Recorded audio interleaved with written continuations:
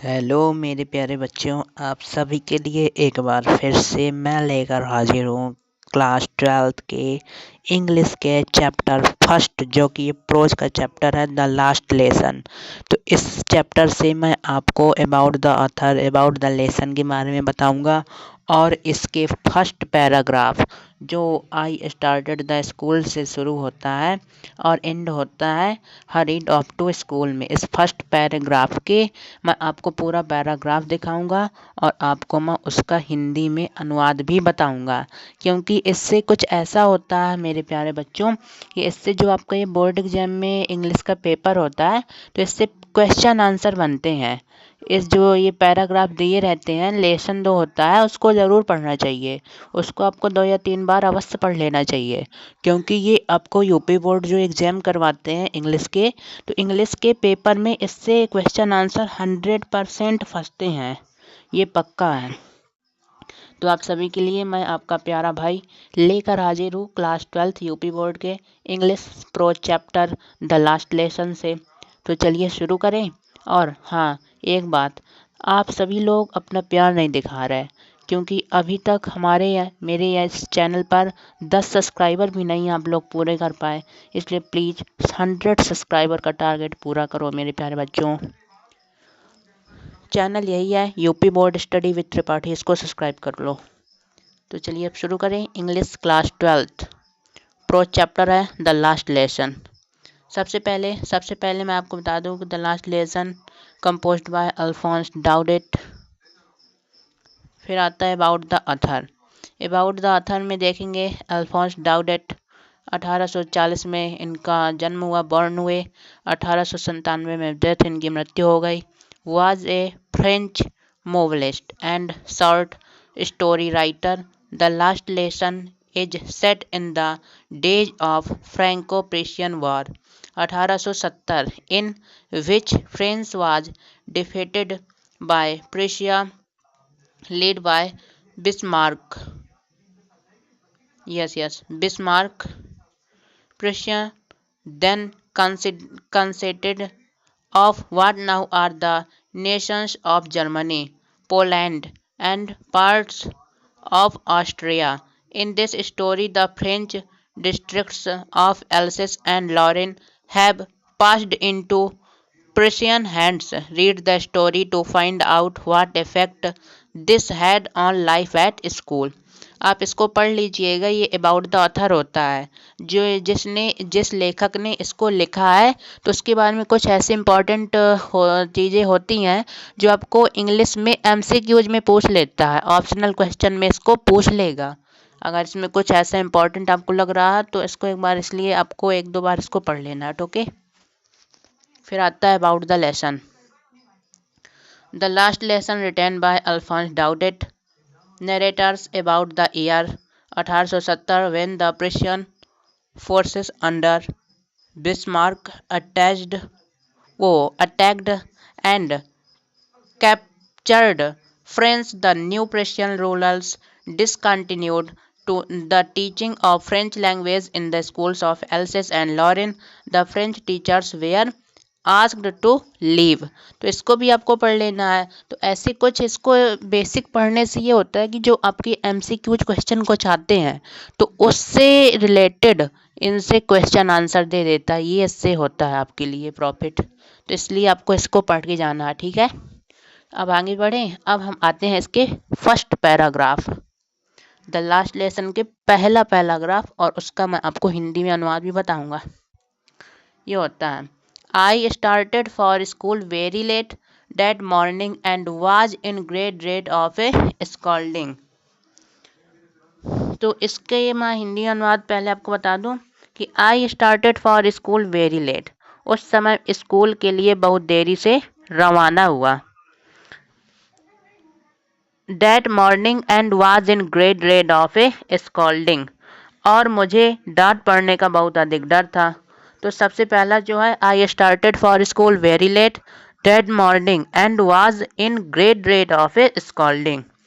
तो इसका अर्थ मैं आपको बता रहा हूँ कि उस सुबह है मैं स्कूल के लिए बहुत देरी से रवाना हुआ और मुझे डांट पड़ने का बहुत अधिक डर था। फिर आगे, especially because M. Hamill had said that he would question us on participle। तो इसका अर्थ है विशेष रूप से इसलिए क्योंकि एम हैमिल कह चुके थे कि वे हमसे पार्टिसिपल के विषय में प्रश्न पूछेंगे। स्पेशली बिकॉज विशेष रूप से, स्पेशली मीन विशेष रूप से, बिकॉज मीन क्योंकि, बिकॉज मीन क्योंकि M हैमिल had said that he would question us on participle। तो विशेष रूप से इसलिए, because mean क्योंकि, M हैमिल had said that he would question on participle, कि वो हमसे कह चुके थे कि participle के विषय पर प्रश्न पूछेंगे, इसलिए उनको विशेष रूप से डर था। फिर आगे, and I did not know the first word about them, तथा मुझे इनके बारे में प्रारंभिक ज्ञान भी नहीं था। द फर्स्ट वर्ड वो यहाँ से है एंड, तथा I did not know the first word about them, तो इन्होंने बताया कि मुझे इनके बारे में प्रारंभिक ज्ञान भी नहीं था। तो फिर आता है आगे, फॉर ए मोमेंट, एक क्षण के लिए, फॉर ए मोमेंट, एक क्षण के लिए, आई थॉट, मैंने सोचा, I thought of running away and spending the day out of doors। एक क्षण के लिए मैंने भाग जाने और घर से बाहर दिन बिताने के बारे में सोचा। तो इस डर की वजह से उसने बताया कि फॉर ए मोमेंट, एक क्षण के लिए, I thought of running away and spending the day out of the doors, उसने घर के बाहर दिन बिताने के लिए, एक दिन के लिए उसने सोचा। It was so warm so bright, तो वह दिन, उस दिन वह बहुत गर्म और चमकीला दिन था। It was so warm so bright, तो दिन बहुत गर्म एवं चमकीला था। फिर आता है आगे, तो यहाँ तक आपको समझ आया, पहले ये बता दीजिए। तो यहाँ तक आपका क्लियर है। I started for school very let that morning and was in great dread of scolding, especially because M. Hamill had said that he would question us on participles, and I did not know the first word about them। For a moment I thought of running away and spending the day out of doors। तो यहाँ तक clear. उस सुबह मैं school के बहुत देरी से रवाना हुआ, मुझे डांट पड़ने का बहुत अधिक डर था, विशेष रूप से इसलिए क्योंकि एम हैमिल कह चुके थे कि वह हमसे पार्टिसिपल पर आधारित प्रश्न पूछेंगे और मुझे इनके बारे में प्रारंभिक ज्ञान भी नहीं था। एक क्षण के लिए मैंने घर से बाहर दिन बिताने के बारे में सोचा। दिन बहुत गर्म एवं चमकीला था। It was so warm so bright.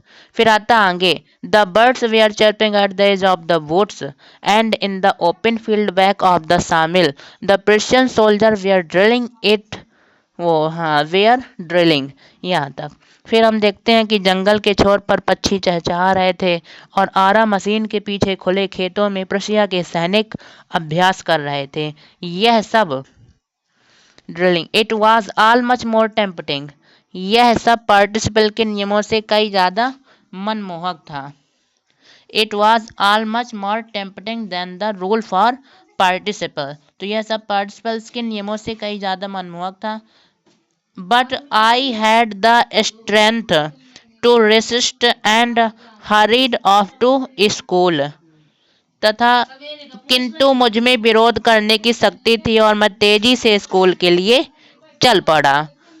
तो I had the strength to resist and hurried off to school, इसका आता है आपका अर्थ कि ज़्यादा मनमोहक था तथा किंतु मुझ में विरोध करने की शक्ति थी और मैं तेजी से स्कूल के लिए चल पड़ा। तो आपको यहाँ तक समझ में आ गया? बताइए सभी लोग कमेंट करके, ओके। और ये आपके लिए नोट्स, यदि बच्चों यदि आपको इस चैप्टर के क्वेश्चन आंसर चाहिए तो 100 सब्सक्राइबर पूरे करो, और मैं आपके लिए लिख के भी लाया हूँ, ऐसी बात नहीं, ये देख लो। अभी उस समय मैं कल स्कूल के लिए बहुत देर से रवाना हुआ और मुझे डांट पड़ने का बहुत अत्यधिक डर था। ये पूरा लिखा हुआ है, इसी प्रकार से इसका अर्थ है ये। तो इसके स्क्रीनशॉट ले लीजिए, नोट्स बना लीजिए। ये लीजिए, मैं आपके लिए हिंदी में भी दे दिया हूँ। ठीक है, bye bye. Please subscribe my YouTube channel. Okay बच्चों।